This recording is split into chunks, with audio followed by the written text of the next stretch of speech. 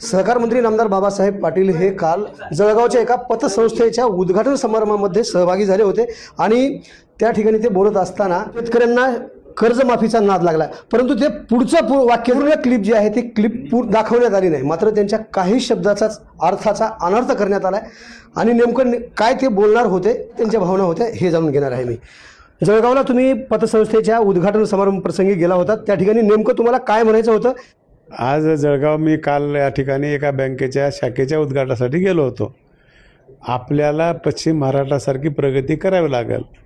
दूध हा शेतकऱ्याला खूप मोठा वरदान व्यवसाय आहे, म्हणून अर्बन बँकांनी देखील आणि पतसंस्थांनी देखील दुधाच्या लोकांना कर्ज द्यावं अशा त्या पाठिंब्याची भूमिका होती।